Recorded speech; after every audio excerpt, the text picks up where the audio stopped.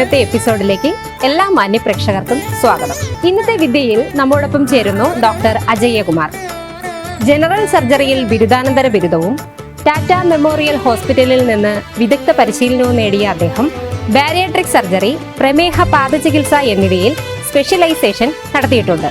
Parassala Saraswati group of ഇൻസ്റ്റിറ്റ്യൂഷന്റെ ചെയർമാനായ അദ്ദേഹം നിരവധി അന്താരാഷ്ട്ര ഗവേഷണ ജേണലുകളിൽ പ്രബന്ധങ്ങൾ പ്രസിദ്ധീകരിച്ചിട്ടുണ്ട്. കേരളത്തിലെ ഗവൺമെന്റ് കോളേജുകളിൽ 26 വർഷത്തോളം സേവനമനുഷ്ഠിച്ചിട്ടുണ്ട് അദ്ദേഹം. മുൻ മുഖ്യമന്ത്രി ഉമ്മൻചാണ്ടിയിൽ നിന്നും VS അച്യുതാനന്ദനിൽ നിന്നും അദ്ദേഹം നിരവധി പുരസ്കാരങ്ങൾ നേടിയിട്ടുണ്ട്. അനുഭവജ്ഞാനമുള്ള ഡോക്ടർ അജയ്യകുമാറിന്റെ വാക്കുകളിലേക്ക് നമുക്ക് പോകാം.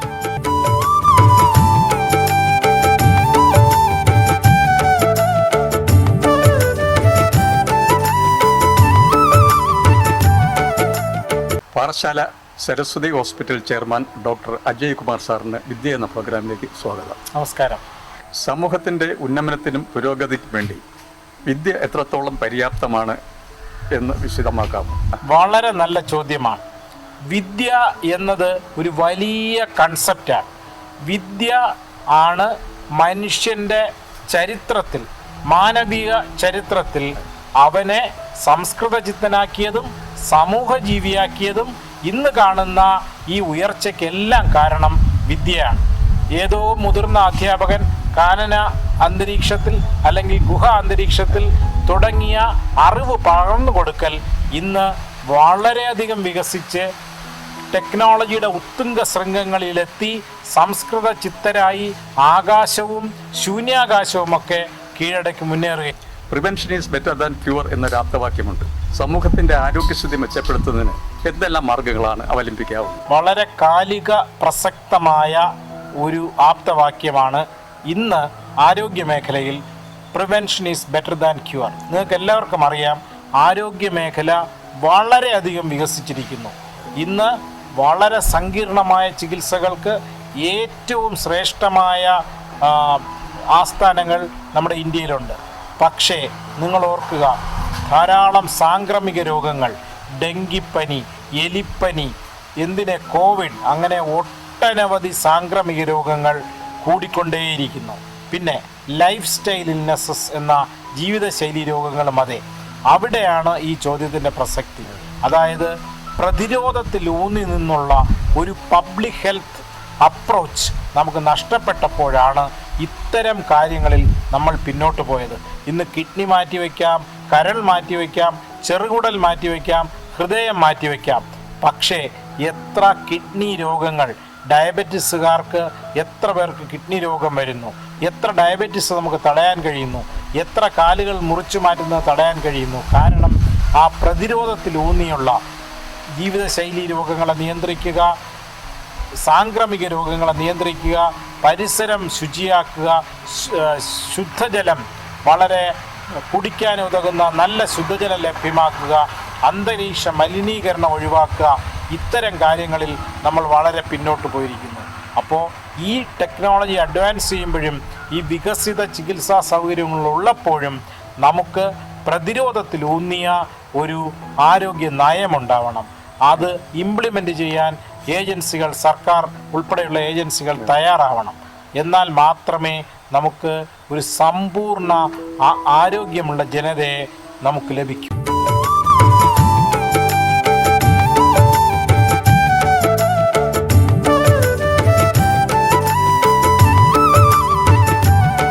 ഡോക്ടറുടെ വിദ്യാഭ്യാസ കാലത്തെക്കുറിച്ച് ഞാൻ 1970കളിലാണ് എൻ്റെ പ്രൈമറി വിദ്യാഭ്യാസം തുടങ്ങുന്നത്.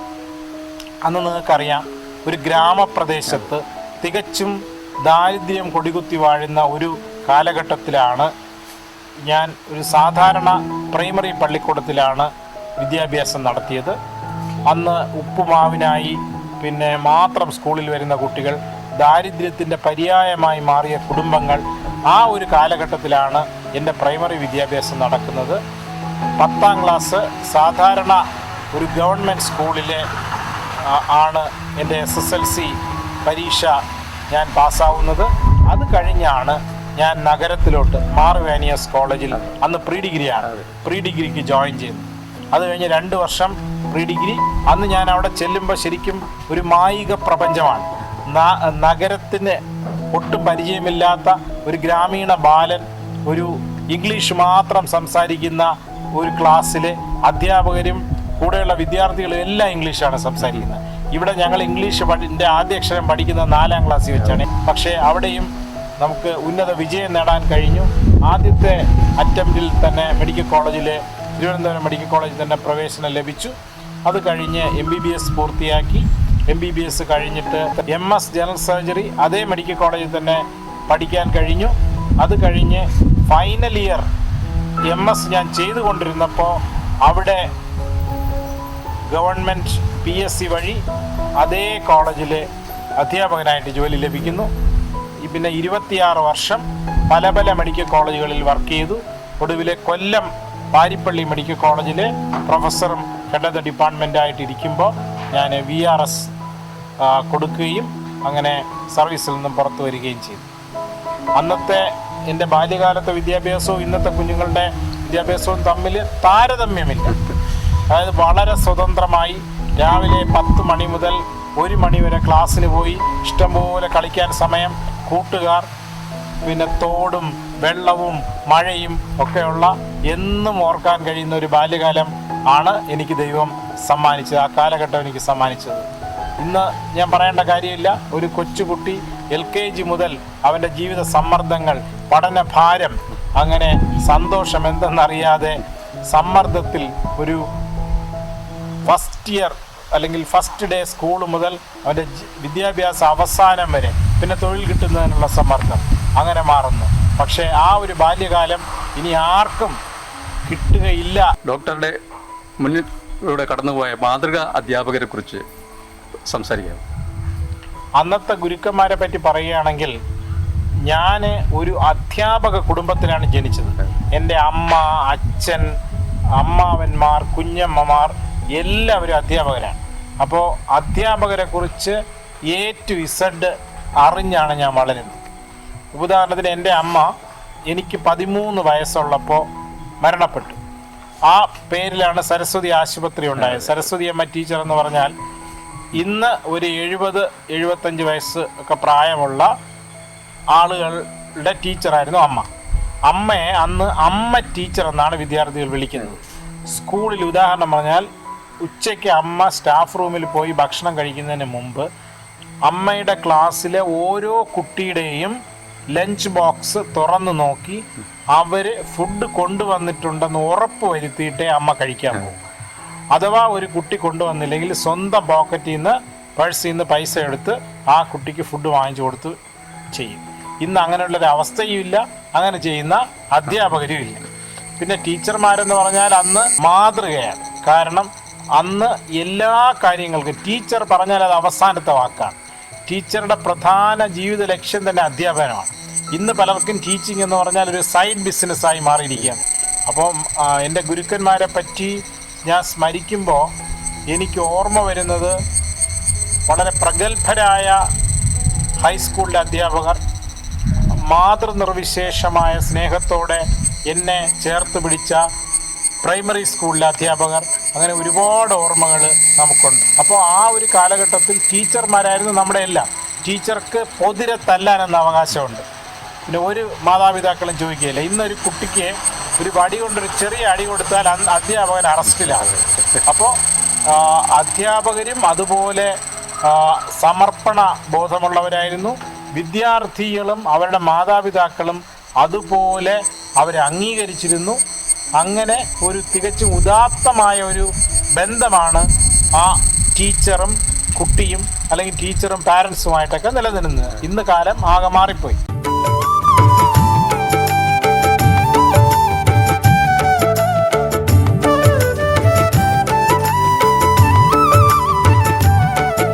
ഒരു ഡോക്ടർ എന്നതിലുപരി വിദ്യാഭ്യാസ സ്ഥാപനങ്ങളുടെ ചുമതലയും താങ്കൾ വഹിക്കുന്നുണ്ടല്ലോ. അതിലേക്ക് നയിച്ച കാര്യങ്ങളെക്കുറിച്ച് സംസാരിക്കും.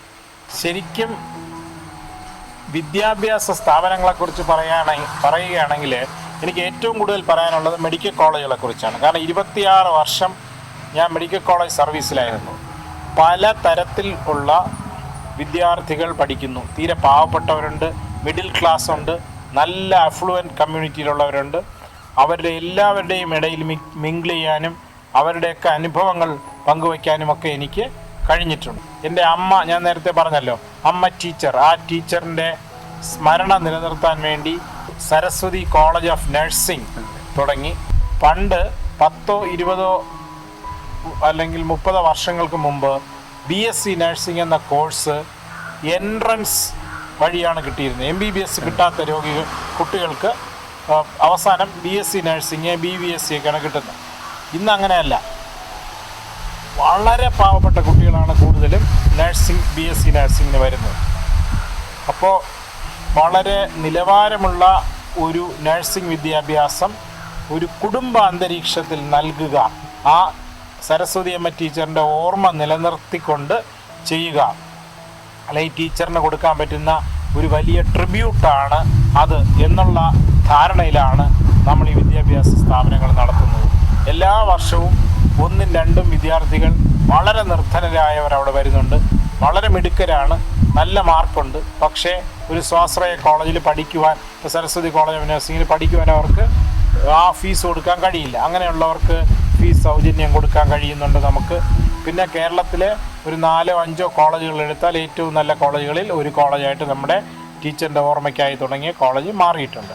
അപ്പോൾ ഒരുപാട് അനുഭവങ്ങൾ ആ വിദ്യ അഭ്യസിക്കുന്ന ഇടത്തിൽ നിന്ന് എനിക്ക് ഇപ്പോഴും കിട്ടുന്നുണ്ട്.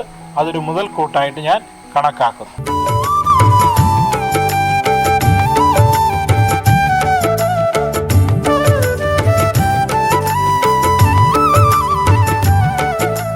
ഡോക്ടർ, ആ നഴ്സിംഗ് കോളേജിൽ ഏതെല്ലാം വിഭാഗങ്ങൾ പ്രവർത്തിക്കുന്നുണ്ട്? BSc നഴ്സിംഗും MSc നഴ്സിംഗും ഉണ്ട്. BSc നഴ്സിംഗിന് 70 സീറ്റും MSc നഴ്സിംഗിന് 12 സീറ്റും ഉണ്ട്. പിന്നെ ഒരു സരസ്വതി പാരാമെഡിക്കൽ ഇൻസ്റ്റിറ്റ്യൂട്ട് ഉണ്ട്, Saraswati institute of allied health sciences. അതിനകത്ത് ഡിപ്ലോമ കോഴ്സുകളാണ് ഗവൺമെൻറ് നടത്തുന്ന. അതിൽ dialysis technician, radiography, operation theatre technology, പിന്നെ പോഡിയാട്രിക് അസിസ്റ്റൻ്റ്, അതായത് പ്രമേഹ പാദരോഗം ചികിത്സിക്കുന്നതിന് ഡോക്ടറെ സഹായിക്കുന്ന ടെക്നീഷ്യൻ, അതാണ് പോഡിയാട്രിക്. അത് പുതിയൊരു കോഴ്സാണ്, വളരെയധികം ജോലി സാധ്യതയുള്ള ഒരു കോഴ്സാണ്. ഇത്തരം കോഴ്സുകളാണ് അലീഡ് ഹെൽത്ത് ഇൻസ്റ്റിറ്റ്യൂട്ടിൽ ഉള്ളത്, Saraswati institute of allied health science. സമൂഹത്തോട് വളരെ പ്രതിബദ്ധത പുലർത്തുന്ന ആളാണ് ഡോക്ടർ എന്നറിയാം. ഞാൻ കേട്ടതനുസരിച്ച് ഒരു ഗ്രാമത്തെ മുഴുവൻ ദത്തെടുത്ത് അവിടുത്തെ മനുഷ്യരുടെ ആരോഗ്യസ്ഥിതി വർഷം മുഴുവൻ നിരീക്ഷിച്ച് അവർക്ക് അവരുടെ ആരോഗ്യനില മെച്ചപ്പെടുത്തുന്നതിന് ശ്രമിക്കുന്നുണ്ട്. അതിൻ്റെ വിശദാംശങ്ങളിലേക്ക്. സരസ്വതി അമ്മ ടീച്ചറിൻ്റെ ഓർമ്മ നിലനിർത്താനായി സരസ്വതി ഹോസ്പിറ്റൽ ഒരുപാട് കമ്മ്യൂണിറ്റി ബേസ്ഡ് പ്രോഗ്രാംസ് ചെയ്യുന്നുണ്ട്. അതിലൊരെണ്ണമാണ് പ്രമേഹ നിയന്ത്രിത ഗ്രാമങ്ങൾ പദ്ധതി. ഒരു വർഷം ഒരു പഞ്ചായത്തിൽ ഒരു വാർഡ്, ഒരു ഗ്രാമപ്രദേശം ദത്തെടുക്കും.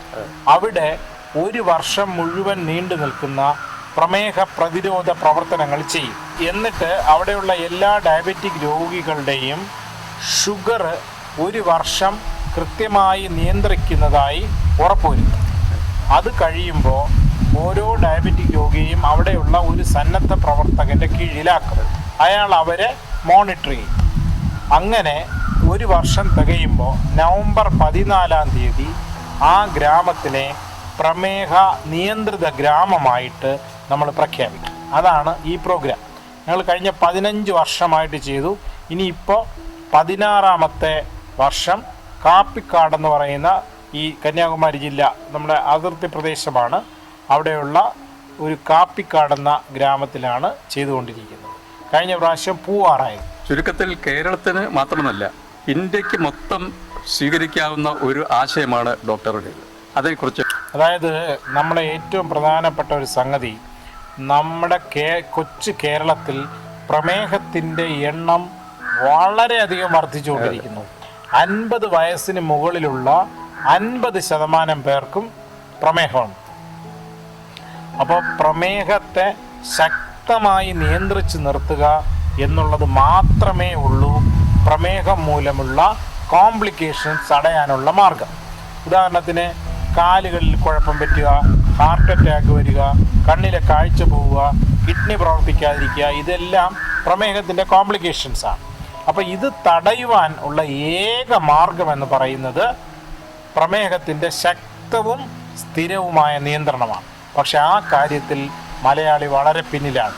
ഒരു 10 പ്രമേഹ രോഗിയെ എടുത്താൽ 5 പേരുടെയും ബ്ലഡ് ഷുഗർ 230, 300, 250 ഒക്കെ ആയിരിക്കും.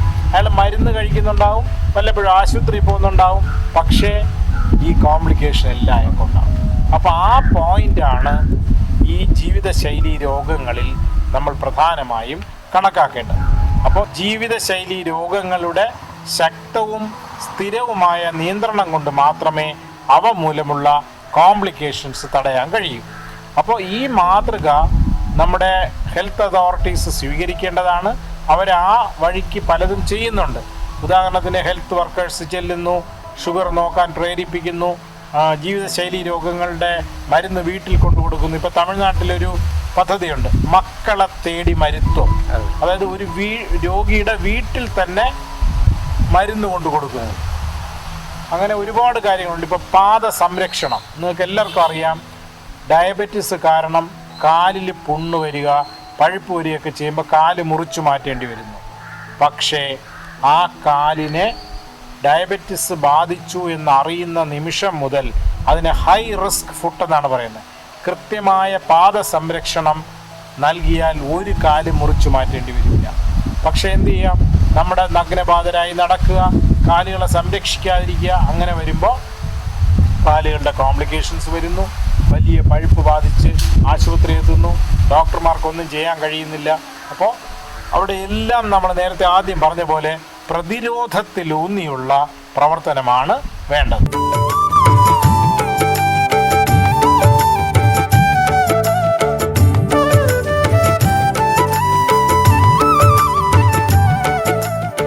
ഡോക്ടറുടെ മറ്റൊരു ആശയമാണല്ലോ കമ്മ്യൂണിറ്റി പോഡിയാട്രി. അതിനെക്കുറിച്ച് അത് വളരെ നല്ല ചോദ്യമാണ്. എൻ്റെ ഒരു സ്വപ്ന പദ്ധതിയായിരുന്നു സഞ്ചരിക്കുന്ന പ്രമേഹ പാദരോഗ നിർണയ ക്ലിനിക്. അതായത് ഞാൻ ഈ വോളണ്ടറി റിട്ടയർമെൻറ്റ് വാങ്ങിച്ച കാര്യം പറഞ്ഞില്ലേ, അപ്പം ലഭിച്ച ആ പൈസ മുഴുവൻ ഉപയോഗിച്ച് ഒരു മനോഹരമായ പ്രമേഹ പാദരോഗ clinic, mobile diabetic food clinic start ചെയ്തു. ഒരു ബസ്സിൽ എയർ കണ്ടീഷൻ ചെയ്ത് എല്ലാ എക്യുപ്മെൻസും സെറ്റ് ചെയ്ത്. അപ്പോൾ തീരപ്രദേശത്തോ മലം പ്രദേശത്തോ എത്തിപ്പെടാനാവാത്ത സ്ഥലത്തോ ഒക്കെ ആ ബസ് കൊണ്ടുപോകാം. പോയിട്ട് അതിൻ്റെ ഉദ്ദേശം എത്രയേ ഉള്ളൂ, ഒരു പ്രമേഹ രോഗി ഉണ്ടെങ്കിൽ അയാളുടെ കാലുകൾ ഹൈ റിസ്ക് ഫുട്ടാണോ, അതായത് പ്രമേഹം അതിനെ ബാധിച്ചു കഴിഞ്ഞോ, ആ കാല് മുറിവ് പറ്റി കോംപ്ലിക്കേഷനിലോട്ട് പോകാനിരിക്കുന്ന കാലാണോ എന്നറിയുന്ന ഹൈ റിസ്ക് ഫുഡിൻ്റെ സ്ക്രീനിങ് ആണ് അവിടെ നടക്കുന്നത്. അപ്പോൾ അങ്ങനെ കാലുകളെ കണ്ടുപിടിച്ച് അവർക്ക് വേണ്ട കൗൺസിലിംഗ് കൊടുത്ത് പ്രമേഹ പാദരോഗം വരാതെ, മുറിവുകൾ വരാതെ സൂക്ഷിക്കുക എന്നുള്ളതാണ് ഈ കമ്മ്യൂണിറ്റി പോഡിയാട്രിയുടെ ഉദ്ദേശം. വളരെ സക്സസ്ഫുള്ളായിട്ട് 4ാം വർഷവും നമ്മൾ നടക്കുന്നുണ്ട്. അടുത്ത ഇടയ്ക്ക് റോട്ടറി ഇൻ്റർനാഷണലുമായിട്ട് ചേർന്ന് നമ്മൾ 24 ലക്ഷം രൂപയുടെ സൗജന്യ ചികിത്സ, സ്ക്രീനിങ്ങും ഓപ്പറേഷൻസും ഒക്കെ നമ്മൾ കൊടുത്തു കഴിഞ്ഞു. ഈ ആശയം ഗവൺമെൻറ് തലത്തിൽ ശരിക്കും നടപ്പിലാക്കേണ്ടതാണ്. ഇനി വേറൊരു നമ്മുടെ സ്വപ്ന പദ്ധതിയാണ് ഈ വയോധികർക്കുള്ള പരിചരണം. നിങ്ങൾക്ക് എല്ലാവർക്കും അറിയാം, ഇന്ന് കാശിന് ദാരിദ്ര്യം കുറവാണ്, പക്ഷെ ആൾക്കാരാണ് ഇല്ലാത്തത്. അച്ഛനും അമ്മയും പ്രായമാകുന്നു, മക്കളെല്ലാം വളരെ ദൂരെയാണ്. അപ്പോൾ അവരുടെ ജീവിത സായാഹ്ന കാലത്ത് ഒരു സഹായത്തിന് ആളില്ല. 4 ദിവസം കിടപ്പിലായാൽ നോക്കാനാളില്ല. ഒന്ന് ബാത്റൂമിൽ വീണു പോയാൽ എണീറ്റ് വരാൻ കഴിഞ്ഞില്ലെങ്കിൽ മറ്റൊരാളെ അറിയിക്കാൻ പോലും പറ്റില്ല, ചെല്ലാൻ ആളില്ല. അങ്ങനെ വളരെ പരിതാപകരമായൊരവസ്ഥയിലോട്ടാണ് കേരളം നീങ്ങിക്കൊണ്ടിരിക്കുന്നത്. കുറച്ച് കഴിഞ്ഞാൽ കേരളം വൃദ്ധരുടെ മാത്രം സ്റ്റേറ്റായി മാറും. ആ അവസ്ഥയാണ്. കുട്ടികളെല്ലാം വിട്ടുപോകുന്നു. അപ്പോൾ ആ അവസ്ഥയിലാണ് ഞങ്ങൾ സരസ്വതി ഹസ്തം എന്ന പേരിൽ ഒരു എൽഡർലി കെയറിന് ടൈം ബാങ്ക് എന്ന് കേട്ടിട്ടുണ്ടോ, സ്വിറ്റ്സർലൻഡിലൊക്കെ ഉള്ള ആ മോഡലിൽ ഒരു പ്രസ്ഥാനം തുടങ്ങിയത്. അതെങ്ങനെയാണെന്ന് വെച്ചാൽ, തിരുവനന്തപുരം നഗര അതിർത്തിയിലുള്ള ഏകദേശം 100ഓളം ആളുകൾ ചേർന്ന്, മക്കളൊക്കെ ദൂരെയുള്ള ആളുകൾ ചേർന്ന് ഒരു കൂട്ടായ്മ ഉണ്ടാക്കി. ആ കൂട്ടായ്മയിൽ അവർ പരസ്പരം സഹായിക്കും. ഇപ്പോൾ സാറിന് ഒരു അസുഖം, ഒരു ആവശ്യം വന്നു, ഞാൻ വന്ന് സഹായിക്കുന്നു. സഹായിക്കുമ്പോൾ എനിക്ക് തരുന്ന പ്രതിഫലം എന്താണെന്നറിയോ? പൈസയല്ല, ടൈമാണ്. ഞാൻ എത്ര മണിക്കൂർ അതിനുവേണ്ടി ചെലവഴിച്ചോ അത് ക്രെഡിറ്റ് അവേഴ്സായി എൻ്റെ അക്കൗണ്ടിൽ വരും. അങ്ങനെ എൻ്റെ അക്കൗണ്ടിലെ ക്രെഡിറ്റ് അവേഴ്സ് കൂടുമ്പോൾ ഈ ക്രെഡിറ്റ് അവേഴ്സ് ഉപയോഗിച്ച് ഭാവിയിൽ എനിക്ക് ആവശ്യം വരുമ്പോൾ സഹായം തേടാൻ പറ്റും. അങ്ങനെ വളരെ സക്സസ്ഫുള്ളായിട്ട് 8ാം വർഷം അത് നടന്നുകൊണ്ടിരിക്കുകയാണ് തിരുവനന്തപുരത്ത്. നമ്മുടെ TK നായർ എന്ന് പറയുന്ന നമ്മുടെ പ്രധാനമന്ത്രിയുടെ ഉപദേഷ്ടാവായിരുന്ന സാറാണ് ഞങ്ങളുടെ പേട്രൺ. ഒട്ടനവധി വളരെ സീനിയറായിട്ടുള്ള പ്രൊഫസർമാർ, റിട്ടയർഡ് ഉദ്യോഗസ്ഥരൊക്കെ അതിൽ മെമ്പർമാരാണ്. അപ്പം നമ്മളുടെ ആ പ്രൊഫഷണൽ ജീവിതത്തിനും വ്യക്തി ജീവിതത്തിനും ഇടയ്ക്ക് ഇത്തരം കാര്യങ്ങൾ ചെയ്യുവാൻ നമുക്ക് കഴിയും. സമൂഹത്തിനൊരു മാറ്റം വരുത്തുവാൻ നമുക്ക് തീർച്ചയായിട്ടും കഴിയും. പരിഷ്കൃത സമൂഹം, അതിവേഗം വികസിക്കുന്ന സമൂഹം, പക്ഷേ നമ്മളുടെ ഇടയിൽ നമ്മൾ അറിയാതെ ചോരുന്ന ഒരുപാട് മൂല്യങ്ങളുണ്ട്. നമ്മുടെ അച്ഛനമ്മമാർ കൊച്ചിലെ നമ്മുടെ അവരുടെ വിരൽ തുമ്പിൽ പിടിച്ച് നമ്മൾ നടന്നു. അവർ നമ്മുടെ മലവും മൂത്രമൊക്കെ കഴുകി. പക്ഷേ അവർ ഒരു അവശ നിലയിലാകുമ്പോൾ നമ്മളവിടെ ആ സ്ഥാനത്ത് പോലും ഇല്ല, ആ പ്രദേശത്ത് പോലും ഇല്ല, ആ ഭൂഖണ്ഡത്തിൽ പോലും ഇല്ലാത്ത വളരെ പരിതാപകരമായ അവസ്ഥയാണ്. അപ്പോൾ എന്ത് ധനം നേടിയാലെന്ത്, എന്ത് ഉയർന്ന സ്ഥാനം നേടിയാലെന്ത്, വയസ്സുകാലത്ത് ഒരിറ്റ് വെള്ളം അച്ഛന് കൊടുക്കാൻ നമുക്ക് കഴിയുന്നില്ല. അപ്പോൾ ഇത്തരം കാര്യങ്ങൾക്ക് ഒരു ചെറുവിരലെങ്കിലും അനക്കിയാൽ അത് കൃതാർത്ഥമായി എന്നാണ് ഞങ്ങൾ കരുതുന്നത്. ഡോക്ടറുടെ മറ്റൊരു ആശയമാണല്ലോ ഇൻസുലിൻ ബാങ്ക്. രോഗികൾക്ക് അത് എത്രത്തോളം പ്രയോജനപ്പെടുന്നുണ്ട്? ഇൻസുലിൻ ബാങ്കിനെ കുറിച്ച് പറയുകയാണെങ്കിൽ കഴിഞ്ഞ 3 വർഷങ്ങൾക്ക് മുമ്പ് ഇന്നത്തെ മുഖ്യമന്ത്രി, അന്നത്തെ പ്രതിപക്ഷ നേതാവായിരുന്ന ശ്രീ VD സതീശനാണ് അത് ഉദ്ഘാടനം ചെയ്തത്. Insulin bank, Saraswati insulin bank കൊണ്ട് ഉദ്ദേശിക്കുന്നത് ഇൻസുലിൻ നിത്യേന എടുത്താൽ മാത്രമേ ജീവിതം മുന്നോട്ട് കൊണ്ടുപോകാൻ കഴിയൂ എന്നുള്ള ധാരാളം രോഗികൾ നമ്മുടെ മുന്നിലുണ്ട്. അതിൽ പാവപ്പെട്ടവരുടെ സ്ഥിതി ഒന്ന് ആലോചിച്ച് നോക്ക്. ഒരു ദിവസം അവരുടെ കയ്യിൽ പൈസ തീർന്നു, പിറ്റേ ദിവസം ഇൻസുലിൻ വാങ്ങിക്കാൻ പൈസ ഇല്ല. എന്ത് ചെയ്യും? ഇത് കണ്ടിട്ടാണ് നമുക്ക് ഈ ആശയം. സരസ്വതി ഹോസ്പിറ്റലിൽ ഒരു ടീമുണ്ട്. അവരെന്ത് ചെയ്യും? ഇൻസുലിൻ ആൾക്കാരിൽ നിന്നും ഡൊണേഷനായിട്ട് സ്വീകരിക്കും. അപ്പോൾ പല തരത്തിലുള്ള ഇൻസുലിനുകൾ നമ്മൾ അവിടെ സ്റ്റോർ ചെയ്യും ബാങ്കിൽ. അപ്പോൾ ഒരാളിന് ഇൻസുലിൻ വേണമെങ്കിൽ അവിടെ വന്നാൽ നമ്മൾ ഇൻസുലിൻ കടം കൊടുക്കും. അപ്പോൾ കടം കൊടുക്കുമ്പോൾ അവർക്ക് പൈസ കിട്ടുമ്പോൾ ആ ഇൻസുലിൻ തിരിച്ചു കൊടുക്കാം. വേണമെങ്കിൽ പലിശയും കൊടുക്കാം. ഉദാഹരണത്തിന് 2 ഇൻസുലിൻ കടം വാങ്ങിച്ചിട്ട് പോയിട്ട് 3 ഇൻസുലിൻ തിരിച്ചു വാങ്ങിച്ചു കൊടുക്കാം. 1 ഇൻസുലിൻ പലിശ. അപ്പോൾ എന്ത് പറ്റും? വേറൊരാളുടെ പ്രയോജനം. പിന്നെ ഇൻസുലിൻ അവരുടെ വീട്ടിലൊരു വിശേഷ അവസരം ഉണ്ടായി, കുഞ്ഞിൻ്റെ ബർത്ത്ഡേ അല്ലെങ്കിൽ അച്ഛൻ്റെ 60ാം പിറന്നാൾ, അപ്പോൾ ഒരു 10 ഇൻസുലിൻ ഡൊണേറ്റ് ചെയ്യാം. ഇപ്പം കഞ്ഞി വീഴ്ത്ത് നടത്തൂല്ലേ അനാഥാലയത്തിൽ. അപ്പോൾ അങ്ങനെ വരുമ്പോൾ നമ്മുടെ പ്രദേശത്തുള്ള ഒരു രോഗിയും പൈസ പെട്ടെന്ന് ഇല്ലാതായി ഇൻസുലിൻ മുടങ്ങുന്ന അവസ്ഥ ഉണ്ടാകരുത്. അതാണ് ഈ ഇൻസുലിൻ ബാങ്കിൻ്റെ ആശയം. വളരെ നന്നായിട്ട് അത് പ്രവർത്തിച്ചു വരുന്നു. ഞങ്ങൾക്ക് കഴിഞ്ഞ 26 വർഷമായി പ്രവർത്തിക്കുന്ന ഒരു ഡയബറ്റിക് ക്ലിനിക് ഉണ്ട്, ഫ്രീ ഡയബറ്റിക് ക്ലിനിക്. കൺസൾട്ടേഷൻ ഫീ ഒന്നും വാങ്ങിക്കില്ല.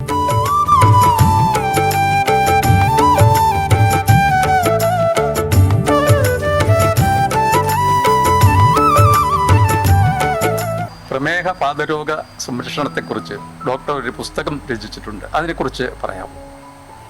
ശരിക്കും പ്രമേഹ പാദരോഗ ചികിത്സയിലും രോഗം കണ്ടുപിടിക്കുന്നതിലും ഏറ്റവും പ്രധാനം എന്താണെന്നറിയാമോ? പ്രമേഹത്തെക്കുറിച്ചും പ്രമേഹ പാദരോഗത്തെക്കുറിച്ചുള്ള അറിവാണ് ആ ചികിത്സയിൽ ഏറ്റവും പ്രധാനം. അതിൻ്റെ കുറവ് കൊണ്ടാണ് 100 കണക്കിന് രോഗികൾ കാലിൽ വ്രണങ്ങളുമായിട്ട് വരുന്നതും വ്രണങ്ങളുണ്ടായാൽ അത് വകവയ്ക്കാതെ മാസങ്ങളോളം നടന്നത് കോംപ്ലിക്കേഷൻ ആവുന്നതും ഒക്കെ. അപ്പോൾ ആ പശ്ചാത്തലത്തിൽ ഞാൻ എൻ്റെ ചികിത്സക്കിടയിൽ കണ്ട 100 കണക്കിന് രോഗികളുടെ അനുഭവങ്ങളാണ് ഈ പുസ്തകം എഴുതാൻ എന്നെ പ്രേരിപ്പിച്ചത്. പ്രമേഹത്തിൻ്റെ പാദസ്പർശം എന്ന പേരിൽ എഴുതിയ പുസ്തകം പ്രമേഹ രോഗികളും നെഞ്ചേറ്റ് വാങ്ങി. അതായത് ഞാൻ ആ പുസ്തകം ഒരിക്കലും ന്യൂസ് ഡെസ്കുകളിലോ ബെഞ്ചിലോ ഒന്നും കിട്ടത്തില്ല, പ്രസാധകരുടെ അടുത്ത് നിന്നും ബുക്ക് സെല്ലേഴ്സ് ഒന്നും കിട്ടത്തില്ല. ഇത് നമ്മുടെ രോഗികൾ തന്നെ വാങ്ങിക്കുന്നു. രോഗികൾ 5-6 കോപ്പി വാങ്ങിക്കുന്നവരുണ്ട്. അപ്പോൾ പ്രമേഹ രോഗത്തെക്കുറിച്ചും പ്രമേഹ പാദരോഗത്തെക്കുറിച്ചും ലളിതമായി മനസ്സിലാവുന്ന ഭാഷയിൽ ചിത്രസഹിതം വിവരിക്കുന്നതാണ് ആ ചെറു പുസ്തകം. നമ്മുടെ സമൂഹത്തിനും വിദ്യാഭ്യാസ മേഖലയ്ക്കും ഡോക്ടർക്ക് നൽകാനുള്ള സന്ദേശം എന്തൊക്കെയാണ്? നമ്മുടെ വിദ്യാഭ്യാസ മേഖല ഇന്ന് അതിദ്രുതം വികസിച്ചുകൊണ്ടിരിക്കുകയാണ്. വിദ്യാ വിചക്ഷണന്മാരോടും വിദ്യാ കേന്ദ്രങ്ങളോടും പറയുവാനുള്ള സന്ദേശം, നമുക്ക് നമ്മുടെ മൂല്യങ്ങൾ ഉയർത്തിപ്പിടിക്കണം. നമ്മുടെ കുഞ്ഞുങ്ങൾക്ക് വിദ്യാഭ്യാസത്തോടൊപ്പം നല്ല സ്വഭാവ രൂപീകരണവും ഉണ്ടാകണം. സഹജീവി സ്നേഹം, മുതിർന്നവരോടുള്ള ബഹുമാനം, ആതുരാലെ നമ്മുടെ സീനിയർ സിറ്റിസൺസ് അഥവാ പ്രായമേറിയ അച്ഛനമ്മമാരും മുത്തശ്ശനോടുമൊക്കെയുള്ള അവരെ പരിചരിക്കാനുള്ള മനസ്സ് തുടങ്ങിയ നമ്മൾ കാലാകാലങ്ങളായി പിന്തുടർന്നു വന്ന ചില മൂല്യങ്ങളുണ്ട്. അതിന് ചോർച്ച വരാതെ സമൂഹത്തിന് ഗുണമുള്ള പൗരന്മാരെ വാർത്തെടുക്കുന്ന രീതിയിലായിരിക്കണം നമ്മുടെ വിദ്യാഭ്യാസം. കാരണം ഇന്ന് ഞാനും എൻ്റെ ഭാര്യയും കുഞ്ഞുങ്ങളും അത്രയ്ക്ക് സ്വാർത്ഥതയാണ്. ഒരു ഭൂകമ്പം വന്നാൽ പോലും എൻ്റെ ഭാര്യയും എൻ്റെ കൊച്ചും എൻ്റെ വീടും ഉണ്ടല്ലോ, അടുത്ത വീട് പൊളിഞ്ഞു വീണാലും ആശ്വസിക്കുന്നവരാണ് നമ്മൾ. ഇത്തരം മൂല്യങ്ങൾ ഉയർത്തിപ്പിടിച്ച് പുതിയ തലമുറയെ വാർത്തെടുക്കുന്നതാവണം നമ്മുടെ വിദ്യാഭ്യാസ രീതി. ഇത്രയും നേരം സമൂഹത്തിന് വിലപ്പെട്ട സന്ദേശങ്ങൾ നൽകിയ ഡോക്ടർക്ക് നന്ദി. നമസ്കാരം. നമസ്കാരം.